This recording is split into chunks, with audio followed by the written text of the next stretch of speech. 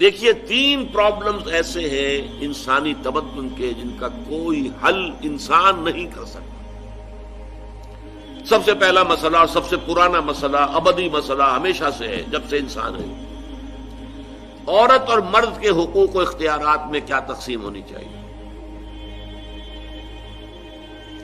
آپ کو معلوم ہے افراط و تفریط، یا تو عورت کو ملکیت بنا دیا گیا، جیسے بھیڑ بکری جو ہے آپ کے کھوٹے سے باندھ رکھی ہے، ایسے ایک عورت بھی باندھی ہوئی ہے، وہ آپ کی ملکیت ہے، اس کے کوئی حقوق نہیں، اس کا کوئی لیگل سٹیٹس نہیں، اس کا کوئی تشخص نہیں، کوئی ہے ہی نہیں۔ یا وہ انتہا ہوگی اور یا وہ انتہا ہے جو آج آ گئی ہے، بالکل مرد کے شانہ بشانہ، ساری تخلیقی مصلحتوں کو چھوڑا، ساری جو بھی انسان کی جو انیٹومیکل جو بھی ڈفرنسز ہیں ان کو چھوڑا، جو سائیکولوجیکل فرق ہے ان کی تخلیق میں، اس کو ایک جیسے برابر، ایک قطن نہیں۔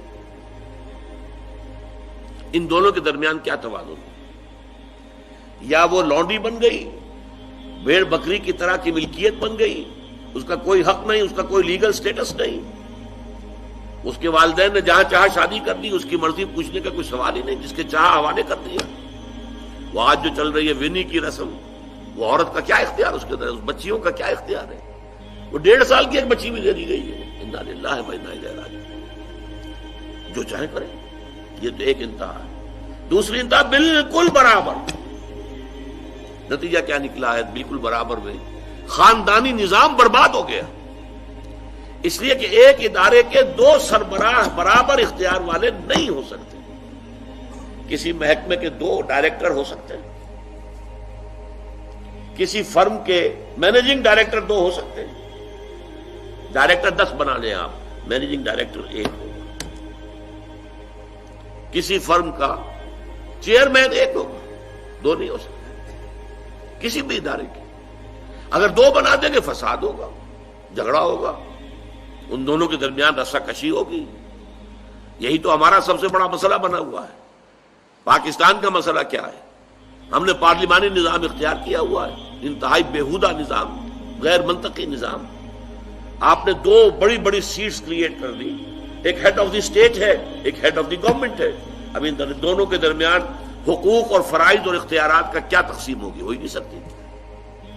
یا سارا کچھ صدر کے پاس جائے گا اور وزیر اعظم جو ہے وہ جونیجو کی مانند وزیر اعظم بن جائے گا، یا سارا کچھ وزیر اعظم کے ہاتھ میں ہوگا اور صدر جو ہے چودھری فضل الہی بن جائے گا، کہ جس کو وہاں ان کی دیواروں پر لکھا گیا تھا رہا کرو انہیں، چودھری فضل الہی کو رہا کرو، یہی ہوگا۔ تو ایک گھر کے 2 جو ہیں 2 سربراہ نہیں ہو سکتے، خاندانی ادارہ تباہ ہو چکا ہے۔ اور جیسے کہ یہ آپ کو کہاوت ہے کہ جس بلی کی دم کٹ جائے وہ چاہتی ہے کہ تمام بلیوں کی دمیں کٹ جائیں۔ یورپ میں، امریکہ میں برباد ہو گیا خاندانی ادارہ، آج وہ تلے ہوئے ہیں کہ مشرق میں اور خاص طور پر مسلمان ممالک میں ابھی اگر کچھ انٹیکٹ ہے یہ خاندانی ادارہ، کچھ خاندانی اقدار ہیں جو برقرار ہیں، کچھ والدین کی عزت اور عظمت اور کچھ ان کا احترام اور ادب اور خدمت کا مادہ ہے جو برقرار ہے۔ چاہتے ہیں کہ ختم ہو جائے، تباہ و برباد ہو جائے۔ والدین بوڑھے ہو گئے تو پھینکو ان کو اولڈ ایج ہاؤسز کے اندر، اولڈ ہاؤسز میں، گھر میں کائے کو رکھنا ہے؟ نوجوان جوڑا ہے، اس کے خامخواہ ان کی خواہشات اور ان کے معمولات میں بیچ میں آڑے آنا۔ بوڑھی ماں جو ہے بولے بغیر رہے گی نہیں، دنگا فساد ہوگا تو رکھو اس کو وہاں پر اولڈ ہاؤس کے اندر۔ اللہ اللہ خیر سمجھ۔ یہ ہے اصل میں مسئلہ۔ اب عورت اور مرد کے درمیان کیا توازن ہو، انسان نہیں سوچ سکتا۔ دیکھیے انسان یا مرد ہوگا یا عورت ہوگی۔ مرد سوچے گا تو وہ اپنے اعتبار سے سوچے گا، عورت کی نفسیات کیا ہے، عورت کے احساسات کیا ہیں، اس کو کیا پتا۔ عورت سوچے گی تو اپنے اعتبار سے سوچے گی، مرد کے احساسات کیا ہوتے ہیں، مرد کی نفسیات کیا ہوتی ہے، اسے کیا پتا۔ لہذا یا ادھر کا ہوگا یا ادھر کا معاملہ ہوگا۔ ایک ہی ذات دے سکتی ہے آپ کو نظام، جو مرد کی بھی خالق ہے عورت کی بھی خالق ہے، اسی نے بنایا دونوں کو، اور دونوں ہی اس کے لیے اولاد کے مانند ہیں۔ یہ حدیث نبوی کا ترجمہ کر کے بتا رہا ہوں آپ کو۔ حضور نے فرمایا الخلق عیال اللہ، یہ خلق جو ہے مخلوق ہے، یہ اللہ کے کلبے کے مانند ہے۔ تو مرد بھی اللہ کے اس کنبے میں شامل ہے، عورتیں بھی شامل ہے. اس نے نظام دیا، شادی بیاہ کے یہ قوانین ہونے چاہیے، طلاق وغیرہ کا یہ مسئلہ ہونا چاہیے. یہ سارا ضابطہ جو دیا ہے وہ اس لیے دیا ہے کہ یہ انسان اپنے ذہن سے نہیں سوچ سکتا. آج تباہی آ گئی ہے مغرب کے اندر، شادی کرنا ہی نہیں چاہتے. We are living together. شادی کریں گے تو نتیجہ پتہ ہے کیا نکلتا ہے؟ آپ نے اپنی بیوی کو طلاق دی، سب سے پہلے تو یہ کہ آدھی پوری آپ کی جو ملکیت ہے اس کا آدھا حصہ دے دیجیے اسے. نمبر 2، گھر اگر آپ کا اپنا ہے تو اس میں بیوی رہے گی، آپ نکل جائیے یہاں سے. کوئی مرد اس کو قبول کرنے کو تیار نہیں تو وہ شادی کرتا ہی نہیں. اور عورت کی ضرورت ہے، لہذا عورت بغیر شادی کیے بھی اس کے ساتھ رہتی ہے، بچے پیدا کرتی ہے. بٹ وداؤٹ میرج جو بچے پیدا ہو رہے ہیں حرامی بچے. تو پچھلے سال صدر کلنٹن نے کیا کہا تھا؟ اس کا جو اپنا خطاب تھا نیو ایئرز ڈے کا، وہ خطاب کیا تھا؟ ان قریب ہماری قوم، امریکن قوم کی اکثریت حرام زادوں پر مشتمل ہوگی.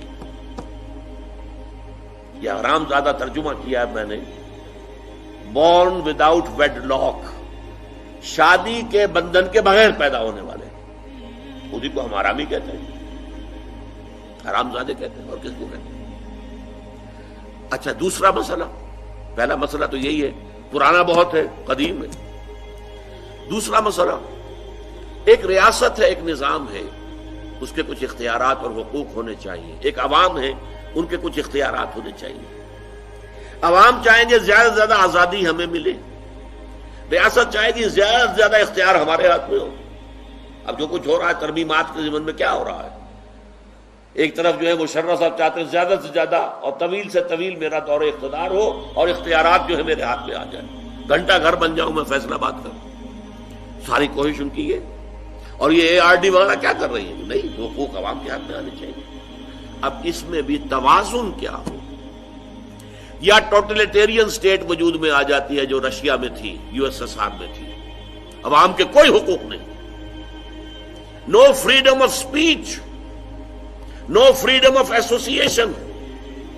نہ تم اپنے خیالات کا اظہار کر سکتے ہو، نہ تم کو جماعت بنا سکتے ہو. یہ نظام تھا.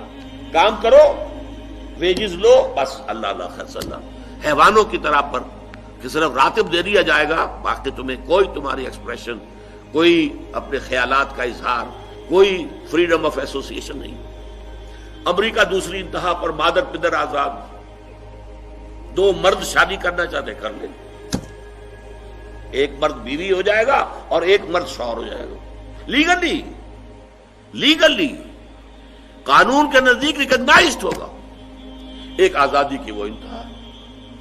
گیز، ہومو سیکشولز، وہ وہاں جلوس نکالتے ہیں، بڑے ٹھاٹ سے نعرے لگاتے ہوئے گزرتے ہیں. وہ ہنستے ہیں، ہم لوگوں پر ہنستے ہیں، یہ پاگل لوگ ہیں یہ جو اس کو ہومو سیکشولیٹی کو بری شے سمجھتے ہیں. اور نیو یارک کا جو میئر ہے وہ لیڈ کرتا ہے پروفیشن. کیوں کرتا ہے؟ اسے اگلا بھی الیکشن لڑنا ہے اور گیز کے ووٹس بہت ہیں.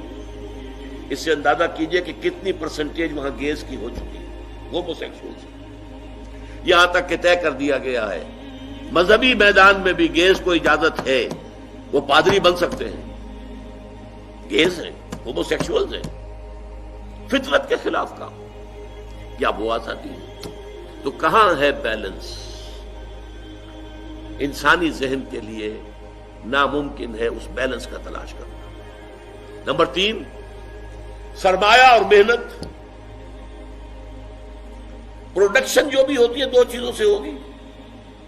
سرمایہ دار تھا، اس نے کارخانہ لگایا ہے، اتنے کروڑ روپے لگا دیے ہیں، یہ کیا ہے، وہ کیا ہے، یہ سرمایہ ہے. لیکن وہ کیا کر لے گا اکیلا؟ 10,000 آدمی کام کر رہا ہے، لیبر ہے. اب جو کچھ بھی بن رہا ہے، جو پروڈکٹ بن رہا ہے اور جو اس سے آمدنی ہو رہی ہے، اس میں دونوں کے حصہ ہے، لیبر کا بھی حصہ ہے اور سرمایہ کا بھی حصہ ہے. لیکن منافع میں کتنا حصہ سرمایہ کا ہوگا، کتنا لیبر کا ہوگا، کون طے کرے گا؟ یا تو سرمایہ داری بن جائے گی، سب میں تو آپ کو 10 روپے دے سکتا ہوں ڈیلی ویج، منظور ہے تو کام کیجئے ورنہ چاہیے دفع ہو جائے گی. اور بہت سے آپ کے بھائی موجود ہیں جو 10 روپے پر کام کرنے کے لیے تیار ہو جائیں گے. ساری دولت سمٹ کر جا رہی ہے کارخانے دار کے ہاتھ میں۔ کیپٹلزم جو کیپٹل ہے، جو سرمایہ ہے، اصل جو ہے دولت اسی کی طرف، روپے کو روپیہ کھینچتا ہے، پیسے کو پیسہ کھینچتا ہے۔ لہذا امریکہ میں آپ کو ایسے لوگ مل جائیں گے جنہیں اپنی دولت کا اندازہ نہیں ہے کہ کتنی دولت ان کے پاس ہے، بلینز آف ڈالر کا ایک ایک چیک لکھ سکتے ہیں، اور یہودی ہے وہ۔ دوسری طرف امریکہ میں آپ کو گھیٹوز مل جائیں گے، گھیٹوز، اور ایک ہی جزیرہ ہے مینہٹن، وہ 11 میل لمبا ہے، چوڑائی کہیں 2-3 میل ہے، کہیں ذرا زیادہ ہے۔ اس کے ساؤتھ میں جہاں یہ 2 بڑی بلڈنگیں کھڑی تھی جو گرائی ہیں، جو بھی تھے دہشت گرد، یہاں پر یہ اس کا ریچسٹ حصہ ہے، پوری دنیا کی دولت یہاں جمع ہے، سارے بینک وہاں ہیں۔ اور اسی جزیرے کے شمالی علاقے کے اندر گھیٹوز ہیں، افرو امریکنز، کالے امریکی، یوں سمجھیے کہ سب ہیومن لیول پر رہ رہے ہیں، حیوانوں کی طرح زندگی گزار رہے ہیں۔ یہ ڈسپیرٹی نظر آ جائے گا۔ تو اب عدل و انصاف کی کیا شکل ہو؟ یا وہ ہے جو رشیا میں اور USSR میں تھا، یا یہ ہے جو امریکہ میں اور اس کے الائز کے اندر ہے۔ یہ ہے وہ مسئلہ جہاں انسان ہاتھ جوڑ کر، گھٹنے ٹیک کر اللہ سے دعا کرنے پر مجبور ہے، اے اللہ تو نے مجھے فطرت سلیمہ بخشی، اے اللہ تو نے مجھے عقل سلیم سے نوازا، اے اللہ میں نے تجھے پہچان لیا کہ کل شکر اور کل ثنا کا مستحق تو ہی ہے، اے اللہ میں نے تجھے پہچان لیا کہ تو تمام جہانوں کا پروردگار اور مالک ہے، اے اللہ میں نے تجھے پہچان لیا جزا و سزا کے دن کا مالک و مختار مطلق تو ہے، اے اللہ میں نے طے کر لیا ہے تیری ہی بندگی کرتا ہوں اور کروں گا، اور تو ہی سے مدد چاہتا رہوں گا، لیکن اے اللہ میں مجبور ہوں، میری عقل جو ہے میرا ساتھ نہیں دیتی، کروں کیا، چلوں کس راستے پر، کون سے راستے پر؟ یہ عملی حصہ ہے دین کا، وہ سارا تھا فکری، نظری، ایمانی حصہ، الحمدللہ رب العالمین الرحمن الرحیم مالک یوم الدین، یہ کیا ہے؟ یہ ایمانی، فکری، نظریاتی حصہ ہے۔ عملی حصہ کیا؟ اہدنا الصراط المستقیم، ہمیں سیدھے راستے کی ہدایت بخش، صراط الذین انعمت علیہم، راستہ ان کا جن پر تیرا انعام ہوا، تیرے پسندیدہ بندے جو ہوئے، غیر المغضوب علیہم، جو مغضوب علیہم نہیں ہوئے، ان پر تیرا غضب نہیں آیا، غصہ نہیں آیا، ولا الضالین، اور نہ ہی وہ سیدھے راستے سے بٹ گئے۔ یہ ہے سورہ فاتحہ کا مقام۔ گویا کہ اصل میں یہاں پر قرآن مجید، اس کے اصل مخاطب کون ہے؟ وہ سلیم الفطرت لوگ، وہ سلیم العقل لوگ، جنہیں قرآن کہیں کہتا ہے الذین یعقلون، کہیں کہتا ہے الذین یفقہون، کہیں کہتا ہے اولو الالباب، ہوش مند لوگ۔ یہ وہ لوگ ہیں کہ قرآن مجید اصل میں ان سے مخاطب ہے، اور وہ خود سفر طے کر کے اللہ کی ذات تک، معرفت خداوندی تک تو پہنچ گئے ہیں، لیکن اب عملی زندگی کے اندر رہنمائی کے لیے درخواست کر رہے ہیں، اہدنا الصراط المستقیم صراط الذین انعمت علیہم غیر المغضوب علیہم ولا الضالین۔ یہی وجہ ہے کہ فوراً سورہ بقرہ شروع ہوتی ہے، الف لام میم ذالک الکتاب لا ریب فیہ ھدی للمتقین، یہ ہدایت ہم تمہیں دے رہے ہیں۔